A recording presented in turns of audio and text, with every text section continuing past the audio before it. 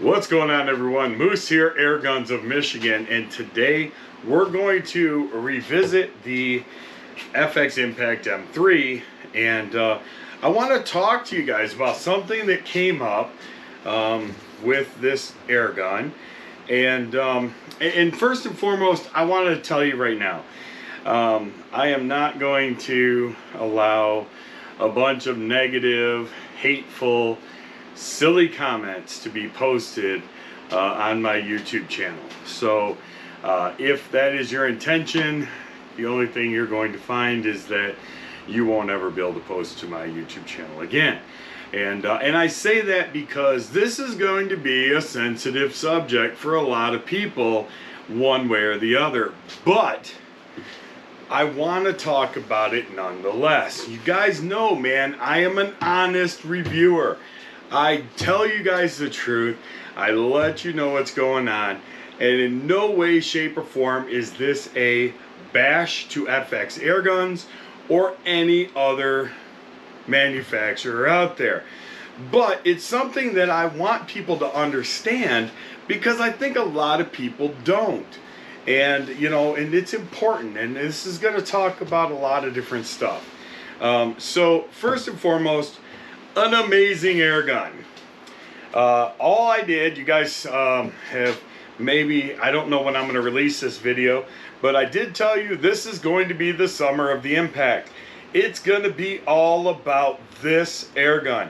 You're going to see all the shooting, all the transformation, everything else that I'm going to do to this gun. You guys are going to get to witness it back to back to back to back. I'm not going to change around a bunch of air guns or start talking about other things.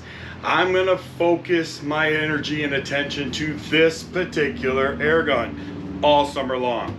So, before I go any further, if you haven't already subscribed to my channel, do me a favor and click that subscription button.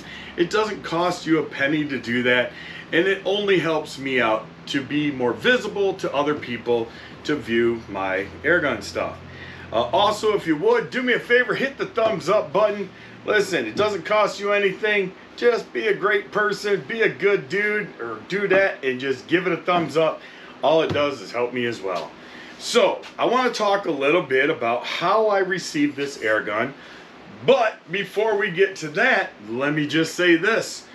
I shot this airgun for the first time the other day in a 100-yard bench rest competition.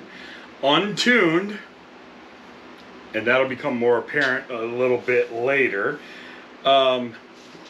Just mounted the scope, so I had to sight in at the range, and in terrible wind, where our top shooter, who is normally in the 220s to 230s, only shot a 210.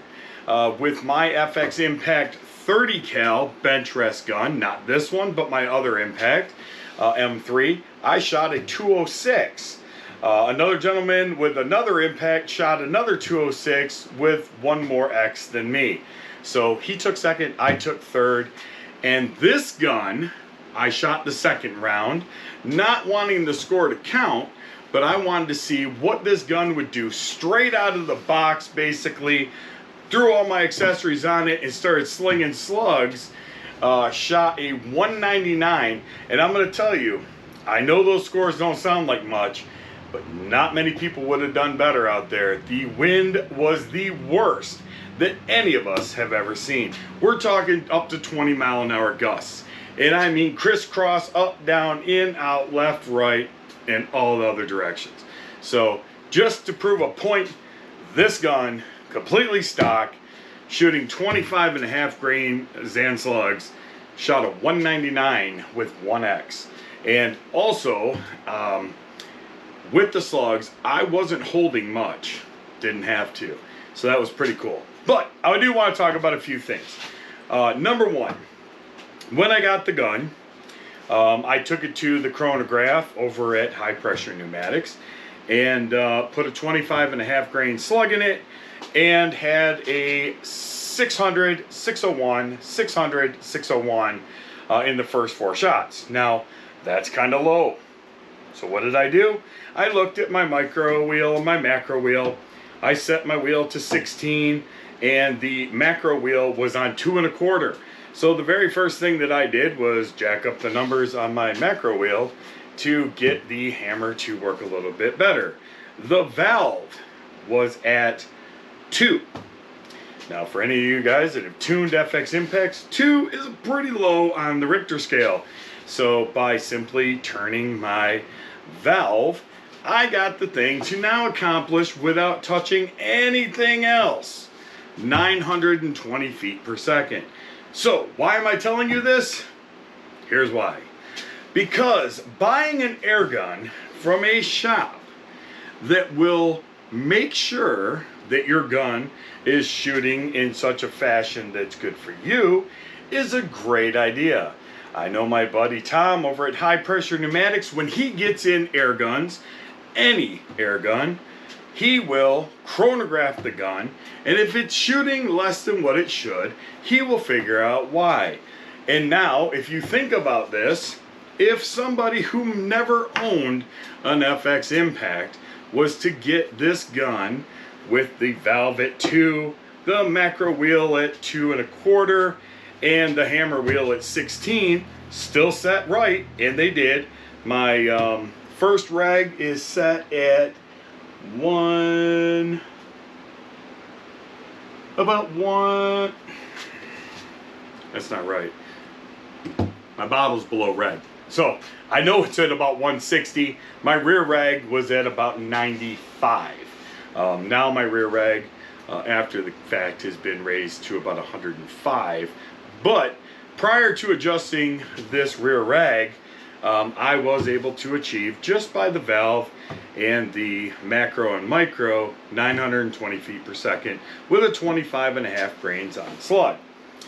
The other issue that I ran across, and once again, nothing against FX, but buying your gun from a good shop that will pre-test your gun will find out if you guys are going to have these problems before they ship it to you.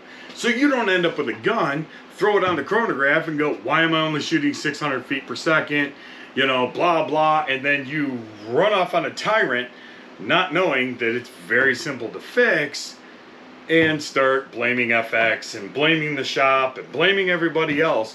So do yourself a favor, do some research, call the shop that you're going to buy it from and ask them, hey, do you guys chronograph test those?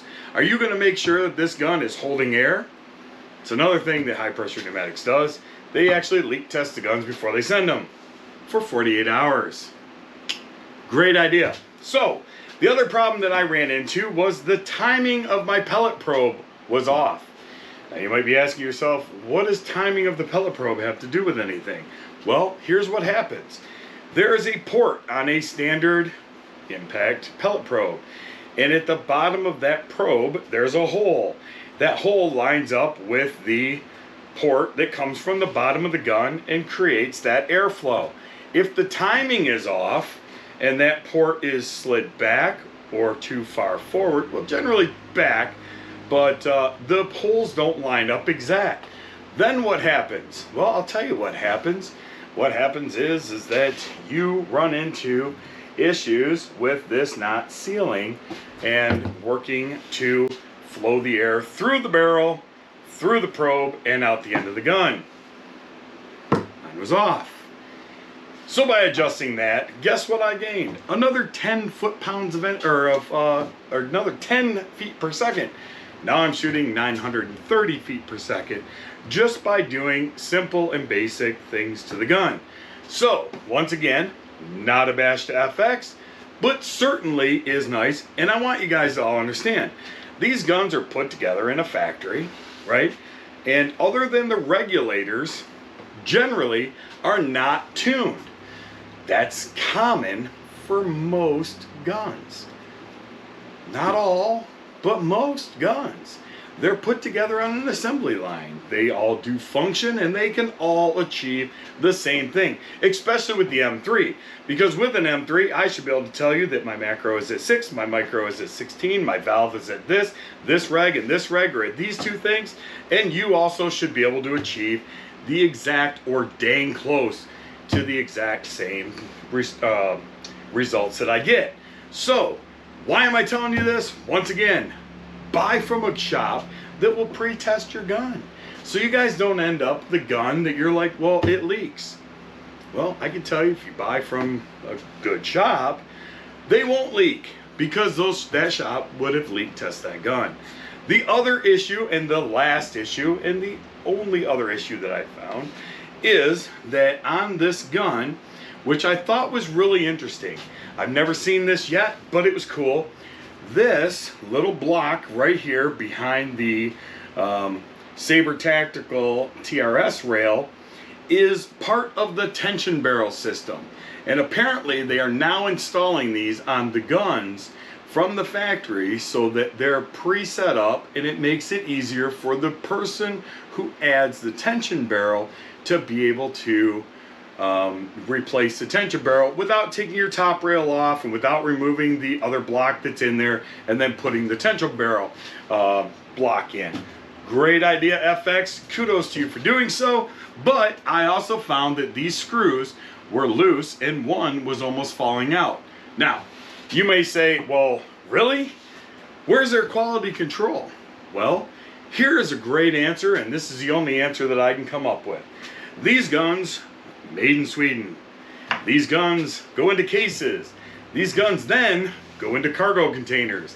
These cargo containers then get transported to a port, whether it's a rail port or a shipping yard.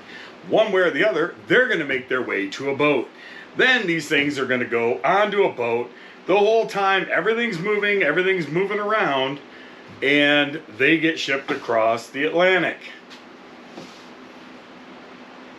How many days do you think these guns are just sitting around, sloshing back and forth in these waves, nonstop, boom, boom, boom, boom, boom, boom, boom? Things are gonna happen, okay? Honestly, I wouldn't put it past anything to have any adjustment come loose or anything else when they're being shipped across the Atlantic Ocean. So, is this a big deal? Nope. But a reputable shop, once again, is going to check over everything that took place. It's what I did when I received the gun from FX. Now, am I blaming FX? No, because I specifically told FX, send me a gun that you haven't touched. I want to look it over. I want to see, right? So, once again, great way to find the right shop is to have a shop that's willing to look over your entire gun and make sure that it is shooting and ready to be shot by you when you receive it. Another great idea as well is if you're interested in like Saber Tactical, or adding a scope, or adding a buttstock, or adding a bipod, or another moderator, or a grip, or a cheek riser, or anything else that can be added to an air gun, buying from a great shop that will actually install that stuff for you pre-shipping is another great way for you not to have a headache when you get the gun and realize, oh boy, I don't know how to do that, I don't know how to do this, I don't know how to add this top rail, I don't know how to properly mount my scope. Another great reason. So I hope you guys understand that, once again, this is not a bash session on anybody.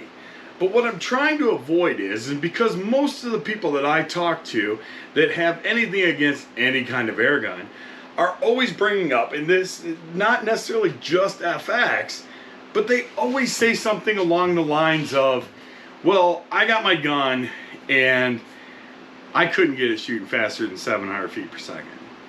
Well, there's a lot of different reasons that could happen, people. And if you're not an experienced tuner, then you may run into that issue, right? If you don't know how and you're not mechanically inclined, which is okay, nobody's asking you to be, you may run into that issue. And at that point, you're frustrated because you've already waited. You waited for shipping, you're excited, you got your gun, you go to shoot, and you're like, what the heck? Buy from a reputable shop. Buy from a shop that you can pick up the phone and call and ask them specific questions. Ask them, hey, do you guys make sure that the gun's shooting good? Do you do a chronograph? Do you do a target? Do you check for leaks before you send it to me? Because I really don't want to spend that kind of money just to find out that I got to send it back to you and then wait for you to fix it and send it back to me. So, in a nutshell, there you have it. It can happen to anybody. Anybody. So like I said, get with a reputable shop, figure out what you want, and let them take a look at it before you get it to make sure that you get exactly what you want. So with that being said, I'm Moose. This is Airguns of Michigan. This is the summer of the impact, and I can't wait to show you guys just how much badassery we're going to get out of this gun and all the cool things that we're going to do. Once again, if you haven't already, hit that subscribe button, click that like button, and let me know in the comments below if you guys have any questions or you'd like to see anything covered on the impact, and we'll see what we can't do about bringing that to you. We got a whole lot of summer left and a whole lot of shooting to do. So till next time, be good to each other, and God bless.